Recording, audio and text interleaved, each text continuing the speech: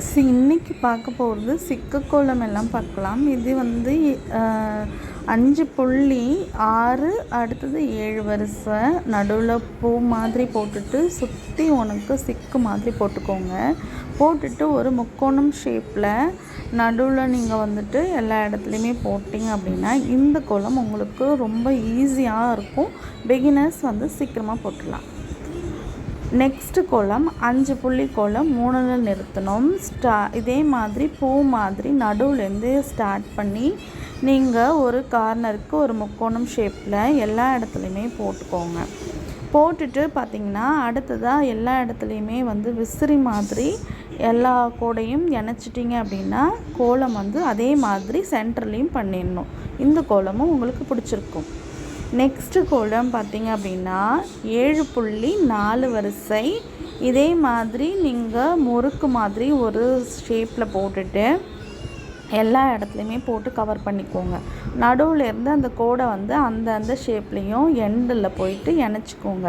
இணைச்சிட்டிங்க அப்படின்னா இந்த கோலம் ரொம்ப ரொம்ப ஈஸியாக பிகினர்ஸ் வந்து உடனே போட்டுடலாம். அடுத்தது இருக்கிற கோலத்தில் முக்கோணம் ஷேப்பில் இருக்கிற மீதி இருக்கிற புள்ளியில் ஜாயின் பண்ணிவிடுங்க. இந்த கோலம் பிடிச்சிருக்கா? நெக்ஸ்ட்டு கோலமும் 7.4 வரிசை எல்லா இடத்துலையுமே கார்னர்லேருந்து கோடை இழுத்துட்டு வந்து முக்கோணத்தில் ஷேப் பண்ணிவிடுங்க. அடுத்து தாமரை வடிவில் முடிச்சு இந்த சைடு ஒன்று இந்த சைடு ஒன்று தாமரை மாதிரி போட்டுக்கோங்க. எல்லா இடத்துலையுமே போட்டிங்கன்னா மீதி இருக்கிற புள்ளியில் உங்களுக்கு அந்த கட்டம் போட்டு முடிச்சுக்கோங்க.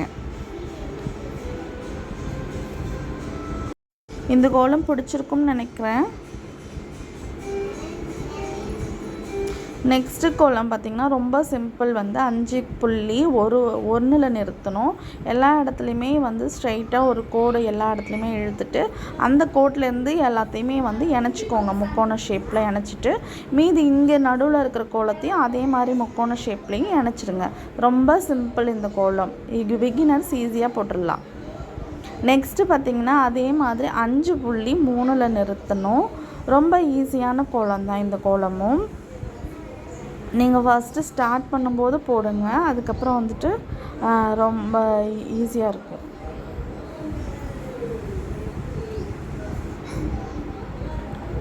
அந்த ஸ்டார்டிங்லேருந்து எண்டில் முடிக்கும்போது இதே மாதிரி முக்கோண ஷேப்லேயே ஒரு ஸ்டார் மாதிரி போட்டுக்கோங்க.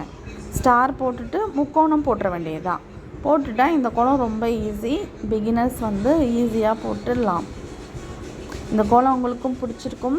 நான் போட்டிருக்கிற எல்லா கோலமும் உங்களுக்கு பிடிச்சிருந்தாலும் நம்ம சேனலை வந்து லைக் பண்ணிக்கோங்க, சப்ஸ்கிரைப் பண்ணிக்கோங்க, ஷேர் பண்ணுங்கள், கமெண்ட் பண்ணுங்கள். தேங்க்யூ.